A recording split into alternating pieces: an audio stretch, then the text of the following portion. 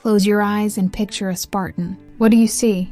A towering wall of muscle, draped in a crimson cloak, holding a heavy bronze shield ready to die for glory. You're probably picturing King Leonidas from the movie 300, or a relentless warrior from your favorite video game. This is the Sparta of pop culture. A flawless, fearless military machine. But what if I told you that the greatest military legend of the ancient world is, in large part, ancient propaganda? Welcome to the Spartan Mirage. This is the exact term modern historians use to describe a fascinating, yet frustrating reality. Almost everything we think we know about ancient Sparta is a carefully constructed illusion. And the wildest part? The Spartans didn't even write it themselves. Unlike the Athenians, who obsessively documented their philosophy, politics, and daily lives, the Spartans were intensely secretive. They left behind almost no written records, no great works of literature, and no historical texts of their own. To the outside world, Sparta was a closed-off, impenetrable society. So, where did all the famous stories come from? The deep irony is that the legend of Sparta was heavily crafted by their biggest rivals, the Athenians. Writers like Xenophon and later historians like Plutarch, who lived literally centuries after Sparta's golden age, were the ones holding the pen. But why would Athenians glorify their enemies? It wasn't out of pure admiration. It was political. Many Athenian intellectuals were deeply frustrated with their own chaotic democracy. They looked south to Sparta and romanticized it. They painted Sparta as a perfect, disciplined, uncorrupted utopia just to criticize the flaws of their own society. They exaggerated the strictness, the brutality, and the purity of the Spartan way of life to make a philosophical point to their own people. This ancient exaggeration became accepted history. The Spartan Mirage is a thick filter of myths, biases, and philosophical agendas that has blinded us for over 2,000 years. To find the real Sparta, we have to look past the Hollywood blockbusters. And more importantly, we have to look past this ancient propaganda. Because the truth about who the Spartans really were, how they lived, and how their society actually functioned is far darker, far more complex, and infinitely more fascinating than any myth. Let's peel back the mirage. If there's one image that defines Spartan brutality, it's this: a grim elder examining a newborn. At the slightest sign of weakness, the child is thrown into the jagged depths of the Kaiatas abyss. This story has been told for over 2,000 years as proof that Sparta was a society completely devoid of humanity. But what if I told you this iconic scene is almost entirely fiction? For centuries, the primary source for this horror was the Greek biographer Plutarch. It was a powerful narrative that painted the Spartans as inhuman military machines. But recently, modern science decided to look at the hard evidence. Archaeologists from the University of Athens conducted an exhaustive forensic analysis on the bones at the bottom of the Kaiatas abyss. They expected to find a massive graveyard of fragile newborns. What they actually found rewrote the history books. The human remains recovered belonged almost exclusively to adult men, aged between 18 and 35. These were not defenseless babies. They were prisoners of war, criminals, and traitors. Kaiatas was an execution site for Sparta's worst enemies, not a nursery for infanticide. While Spartans were obsessed with the purity of their bloodline, children who didn't pass the rigorous physical criteria weren't tossed off a cliff. Instead, they lost their elite status and were quietly integrated into the lower classes of society, living out their lives outside the warrior elite. When we deconstruct this myth, we realize the true cruelty of Sparta wasn't found in what they did to their infants. It was found in a brutal power structure that relied on the absolute enslavement of thousands. And to truly understand these elite warriors, we first need to look at the invisible, masses who toiled under the shadow of their spears.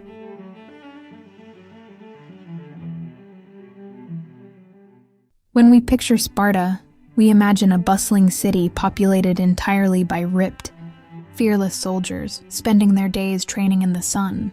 We assume that every person walking the streets of this ancient superpower was a warrior. But here is the ultimate hidden truth of ancient Sparta.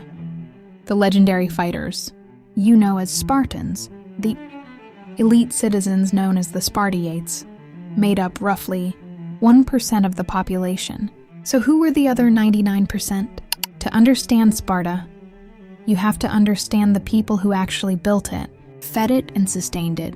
The entire Spartan economy and military machine was built on the backs of a massive, enslaved population known as the Helots. Unlike typical slaves in the ancient world who were owned by individuals, the Helots were owned by the Spartan state.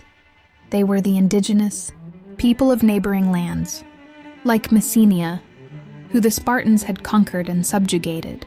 By Spartan law, a true citizen, a Spartiate, was strictly forbidden from engaging in any form of manual labor, farming, or trade. Their only legal profession was war. The Helots were forced to work the land, harvest the crops, and handle all the daily labor, effectively freeing the Spartan men to train for combat 365 days a year. There was also a middle class, the perioikoi, who were free non-citizens living in the surrounding territories. They handled the craftsmanship, making the very weapons and iconic bronze armor the Spartans took into battle. But this system came with a terrifying price. The Spartans were vastly outnumbered by their slaves. Historical estimates suggest there were at least 7 Helots for every one Spartan citizen. Because of this massive imbalance, the Spartans lived in a state of absolute suffocating paranoia. They were terrified of a massive slave revolt.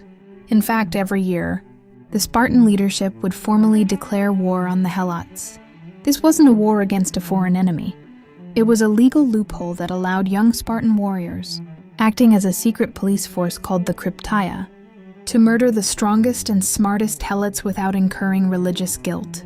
The harsh reality is that the Spartans didn't become the greatest warriors in the world just to fight the Persians or the Athenians. They became a ruthless military state primarily to terrorize their own people and keep their massive slave population in chains. The hyper-militarized Sparta of legend wasn't born out of a desire for glory. It was born out of fear.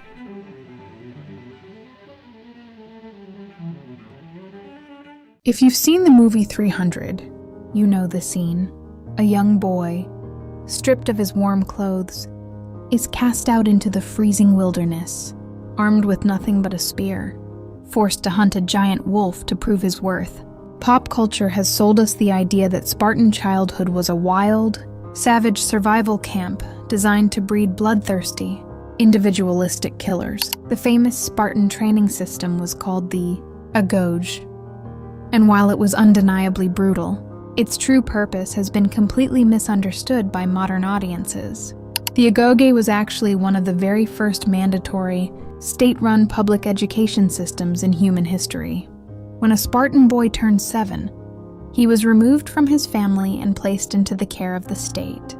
But the goal of the instructors wasn't just to teach them how to swing a sword or survive in the woods. Their ultimate goal was far more psychological. It was to completely destroy the boy's ego. In Athens, a young man was taught to be a brilliant individual, a great speaker, or a standout hero. In Sparta, individualism was a fatal flaw. The Agoge was an intense factory designed to produce absolute conformity, unquestioning obedience, and unbreakable cohesion. Yes, the physical conditions were harsh. The boys were forced to go barefoot year-round to toughen their feet. They wore only a single cloak even in winter, and they were intentionally underfed. Why underfed? Not just to make them hungry, but to force them to steal food. It was a calculated lesson in stealth and cunning. If they were caught stealing, they were severely punished, not for the crime of stealing, but for the unforgivable mistake of getting caught. But here is the detail that Hollywood always leaves out. The Agoge wasn't just mud and blood. These boys were educated. They were taught to read and write. They spent hours memorizing the epic poetry of Homer. They were taught to sing and to dance. Why would a warrior society care about singing and dancing? Because moving in perfect rhythm to the Sound of flutes was the absolute key to fighting in the famous Spartan phalanx formation. A Spartan warrior was never meant to be a lone wolf breaking ranks to achieve personal glory. In the phalanx, your shield didn't just protect you, it protected the man to your left. If one man broke formation to show off, the entire line collapsed and everyone died. The Agoge didn't create feral killers. It created identical, disciplined gears in a massive, synchronized military machine. They endured shared suffering, from the age of 7 to forge a brotherhood so tight that, on the battlefield, they didn't fight out of hatred for the enemy in front of them, but out of absolute love and duty for the brother standing beside them. But while the men were locked away in the barracks, forging this brotherhood, who was actually running the city? The answer to that question reveals the most surprising truth about Sparta. When we look back at the ancient world, it is almost exclusively a man's world. History books are filled with male kings, male philosophers, and male generals. Naturally, you might assume that in a hyper-militarized, intensely masculine society like Sparta, women were pushed entirely to the shadows, subjugated and silenced. The truth is exactly the opposite. Spartan women were the freest, wealthiest, and most powerful women in the classical Greek world. To understand just how radical Sparta was, we have to look at their greatest rivals, the Athenians. In democratic Athens, women were treated as perpetual minors. They couldn't own property, they rarely left the house, and they were entirely controlled by their fathers or husbands. But in Sparta, the women practically ran the state, because the men were forced to live in military barracks until age 30 and spent the rest of their lives training or fighting on distant battlefields. They couldn't manage their own homes. Someone had to oversee the massive agricultural estates. Someone had to manage the finances and keep the Helot slave population in check. That immense responsibility fell entirely on the shoulders of Spartan women. As a result, Spartan women became brilliant estate managers and accumulated massive wealth. By the time Sparta reached its peak power, women owned an astonishing 40% of all Spartan land. In the ancient world, land was power. This made them the silent billionaires of ancient Greece, wielding immense political influence behind the scenes. But their freedom wasn't just economic, it was physical. Unlike other Greek girls who were kept indoors to weave, Spartan girls were fed the same rations as boys and were provided with state-sponsored physical education. They learned to run, wrestle, throw the javelin, and drive horse chariots. Why? Because the Spartan state operated on a very simple, pragmatic philosophy: only strong, healthy women could give birth to strong, healthy warriors. There is a famous historical anecdote that perfectly captures their unique status. A foreign woman from Athens once approached Gorgo, the queen of Sparta and wife of King Leonidas. The Athenian asked her, "Why is it that you Spartan women are the only ones who can rule over men?" Queen Gorgo simply looked at her and replied, "Because we are the only women who give birth to real men." The women of Sparta were not just wives or background characters. They were the absolute backbone of the Spartan war machine. But while the women managed the wealth and the men trained for war, a question remains. Did these people ever create anything beautiful? If you look up the word Spartan in the dictionary today, you'll find definitions like strict, austere, frugal, and devoid of luxury or comfort. We have been conditioned to believe that Sparta was a gray, joyless military camp, a place where art, music, and beauty were outlawed because they made men soft. The Athenians certainly loved to push this narrative, boasting that while Athens built the magnificent Parthenon and wrote brilliant plays, Sparta left behind nothing but spears and dirt. But the archaeological dirt tells a completely different story. To find the true cultural heart of Sparta, we have to rewind the clock. Long before the legendary clash at Thermopylae, back in the 7th century BC, an era historians call Archaic Sparta, this city wasn't a grim military fortress. It was actually one of the brightest cultural capitals in the entire Greek world. During this golden age, Sparta was famous not for its phalanx, but for its festivals, its music, and its art. They were master craftsmen. Archaeologists have unearthed stunning Spartan ivory carvings, intricate bronze work, and beautiful Laconian pottery that was so highly prized. It was exported all across the Mediterranean, and they weren't just visual artists. They were deeply musical.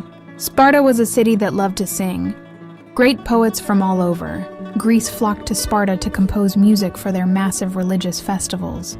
Poets like Alcman wrote beautiful, intricate choral lyrics specifically to be sung by choirs of Spartan women. Another poet, Tyrtaeus, wrote stirring marching songs that the Spartans would sing in perfect harmony as they advanced into battle. So, what happened? How did a city of music and art become the grim, hyper-militarized society we know today? The change was a deliberate, brutal choice. As we discussed earlier, the Spartans conquered their neighbors and enslaved the massive Helot population. When those slaves revolted and nearly destroyed Sparta, the leadership realized they had a terrifying choice to make. They could either be a society of artists, or they could survive. They couldn't do both. Through the legendary laws of Lycurgus, Sparta systematically stripped away its own culture. They banned foreign luxury, replaced gold and silver money with heavy, worthless iron bars to kill the economy, and traded the sculptor's chisel for the shield. They willingly sacrificed their golden age of art to become an invincible military machine. And that invincibility was about to face its ultimate test against the largest empire the world had ever seen. We have arrived at the climax of the Spartan legend. The year is 480 BC. The Persian god-king Xerxes approaches the pass of Thermopylae. Standing in his way is King Leonidas and a tiny wall of 300 Spartans. The myth says they fight and die entirely alone to save Western civilization. It's the greatest last stand in military history, but historically, it's the most successful public relations campaign of the ancient world. When Leonidas marched north, he wasn't leading a lonely suicide squad. He commanded a coalition. Marching behind the crimson cloaks were around 7,000 other Greek hoplites, plus the Helot slaves who carried their gear. The true injustice of the myth, however, happens on the third and final day. When Leonidas learned a traitor had flanked them, he ordered the bulk of the Greek army to retreat. He and his Spartans would stay behind to hold the pass. This is where the myth says they stood entirely alone, but they didn't. A contingent of 700 men from the city of Thespiae explicitly refused to retreat. They chose to stay, knowing absolutely they would die. Alongside them were 400 Thebans and the remaining Helots. When the final wave of Persian arrows darkened the sky, it wasn't just 300 Spartans who fell. Over 1,000 other Greeks died right next to them, bleeding into the exact same soil to protect the exact same freedom. So why does history only remember the Spartans? Because they were absolute masters of legacy. Acknowledging the other Greeks doesn't diminish the courage of King Leonidas. It simply reveals a more powerful truth. Thermopylae was a brutal, collective sacrifice, not the work of isolated superheroes. This legendary stand cemented Sparta as invincible gods of war. But in the ancient world, no one stays invincible forever.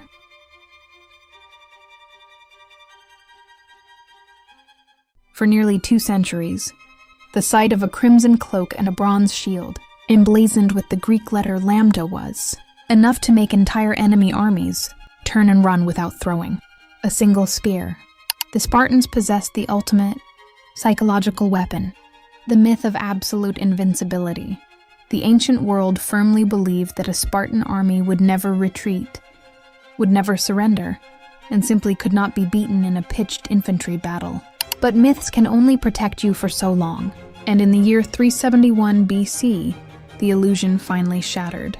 The battle that broke Sparta didn't happen against a massive foreign empire like Persia. It happened against their fellow Greeks from the city-state of Thebes.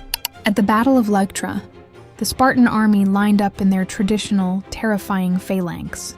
In standard Greek warfare, both armies always placed their best, most elite warriors on the right side of the line. The unwritten rule was that the two strongest sides would never clash directly. But the Theban general Epaminondas was tired of playing by Spartan rules. He did the unthinkable. He took his absolute best men and stacked them on his left flank, directly opposite the Spartan king and his elite royal guard. And he didn't just line them up normally, he packed them into a massive column, an astonishing 50 shields deep.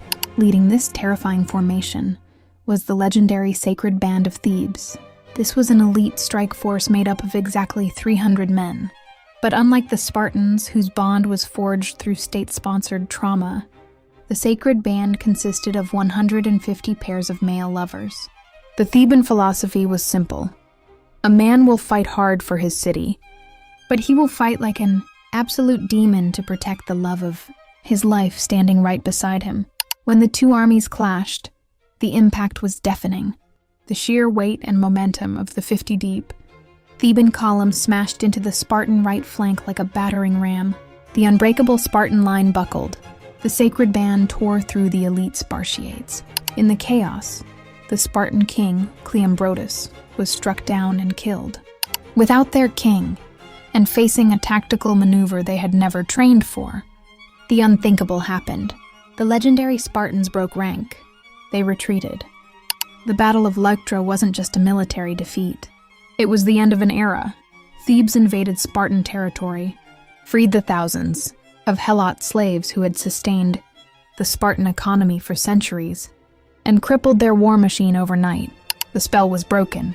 The world realized that the Spartans weren't immortal gods of war after all. They were just men who couldn't adapt to a changing world. And as their empire crumbled, Sparta was destined to become something even more humiliating than a defeated nation. When a society is built entirely around war, blood, and glorious death, we naturally expect it to go out in a massive, apocalyptic blaze of glory. We imagine the final Spartans falling sword in hand, taking thousands of enemies down with them in one last epic stand. But history rarely writes movie endings. The truth of Sparta's demise is far less cinematic and far more tragic. Ultimately, Sparta wasn't destroyed by enemy spears. It was destroyed by its own stubbornness. The real killer of the Spartan superpower was a silent crisis historians call oliganthropia, a severe shortage of men. Because the rules to maintain Spartan citizenship were so incredibly rigid, and because wealth and land became concentrated in the hands of a few wealthy families, many of them women. As we learned earlier, fewer and fewer men could afford to pay their mandatory dues to the military mess halls. If you couldn't pay, you were stripped of your citizenship. At the time of the Persian Wars, Sparta could field around 8,000 elite Spartiates. By the time they lost at Leuctra, that number had plummeted to just a few hundred. They literally ran out of Spartans. But the final humiliation of Sparta came centuries later, when Greece was absorbed by the sprawling Roman Empire. The Romans didn't fear the Spartans. In fact, they found them fascinating, in the same way we find a zoo or a museum fascinating. Under Roman rule, the once terrifying military superpower was reduced to the ancient equivalent of a tourist trap, a historical theme park. Wealthy Roman nobles would travel to Sparta on vacation to watch the locals perform. Heavily exaggerated, nostalgic versions of their ancient rituals. The most famous was the bloody whipping contest at the altar of Artemis Orthia. What was once a solemn, ancient rite of passage for Spartan youths was turned into a gruesome spectator sport. The Romans actually built a stone amphitheater around the altar just so tourists could get a better view of the blood and cheer. The men wearing the crimson cloaks for the Romans were little more than actors playing a role. And in a way, that is exactly what the Spartan Mirage has been doing for 2,000 years. The legend of the unbeatable, emotionless, flawless warrior state is a character created by Athenians, exaggerated by Romans, and immortalized by Hollywood. But beneath that mirage was a real society, A society paralyzed by the fear of its own slaves, sustained by incredibly powerful women, capable of producing beautiful art, and ultimately doomed by its inability to adapt to a changing world.